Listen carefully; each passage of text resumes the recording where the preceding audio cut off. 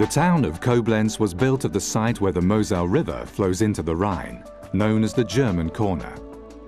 The confluence of the two rivers is world famous, and the town is one of Germany's most popular tourist destinations.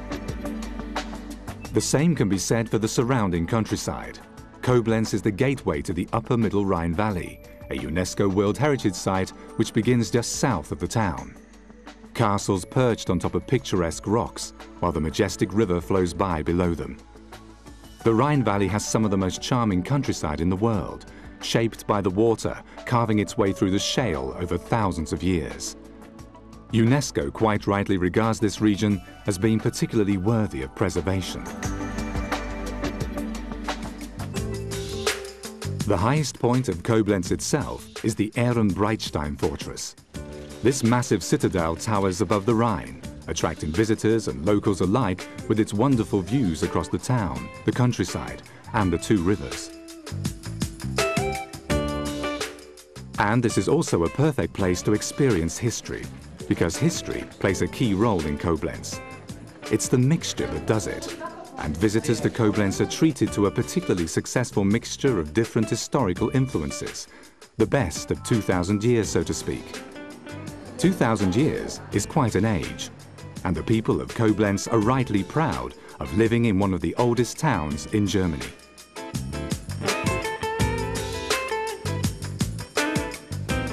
It all started at the German Corner.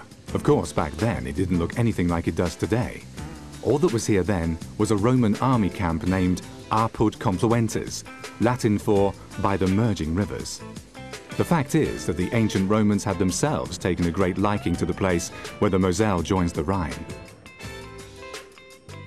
The Roman settlement soon became a proper town, and over the years it grew and prospered. Looking around the town, the most striking church is the Basilica of Saint Castor. Founded in 836 and modified in the 12th century, it bears witness to the importance of Koblenz in the Middle Ages.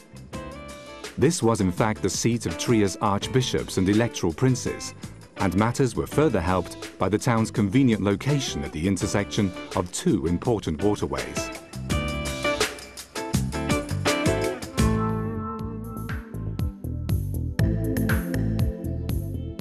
The last of the electoral princes, Clemens Wenceslaus, left the people of Koblenz a marvelous farewell present in the form of a magnificent castle. The palatial edifice later also became the home of Empress Augusta, the wife of Germany's Kaiser Wilhelm I.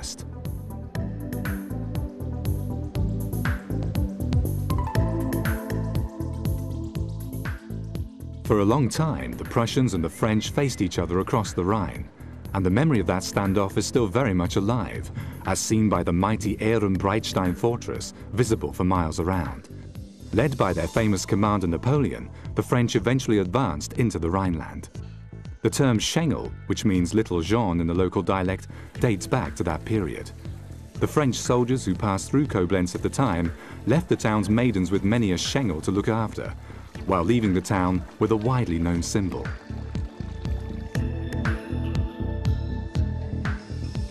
The people of Koblenz are very aware of their history and not afraid to show it.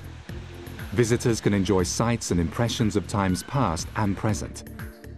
Koblenz's museums provide artistic impulses as well as information. Exhibits taken from more than 2,000 years provide an overview of developments in the town and the region, from the first settlements through to the present day.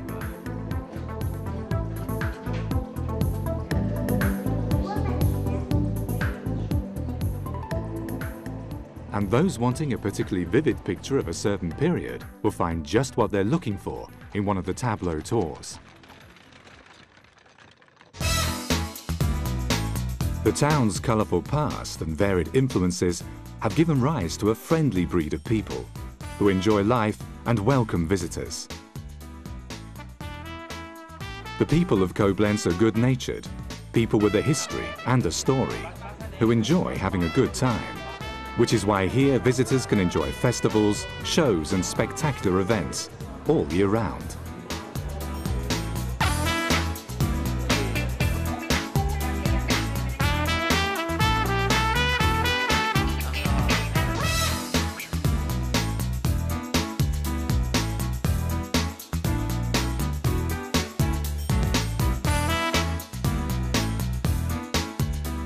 The locals embrace life, and they do so in the evenings too. The old town cafes, the clubs and pubs are all teeming with activity. So why stay at home when you can immerse yourself in the town's colourful nightlife? Celebrating life. For the inhabitants of Koblenz, that includes enjoying good food. Locals and visitors sit down together in the town's cosy restaurants and savour the local specialities, including the wine, of course, because that is a real must here on the banks of the Rhine and Moselle rivers. Without the Romans, there might never have been a town of Koblenz, and maybe no wine from the Rhine and Moselle region either, because it was the Romans who introduced the fine grapes from their home country beyond the Alps. Nowadays, Koblenz's wine growers attend to more than 2 million vines in the immediate vicinity of the town alone.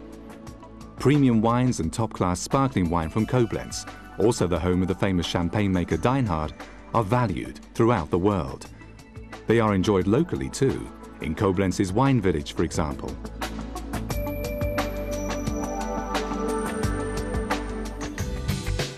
The local beer is no less popular, by the way.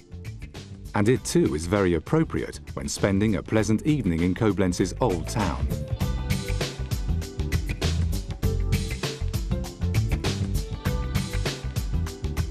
The people who live in the region also come to Koblenz for their shopping and for special treats. The town has so much and so many different things to offer, whether you're shopping or strolling around town, or whether as an historic and a cultural venue marked by old and new art and architecture. And not least, it's the site of a very attractive university. In the course of its 2,000-year history, a very special atmosphere has emerged, characterized by a sense of beauty, by a calmness of manner, by joie de vivre, and by the mild, sunny weather of the Rhine Valley. And it's this unique mixture that makes Koblenz such a popular destination for holidays and excursions among visitors from near and far, from Germany and beyond.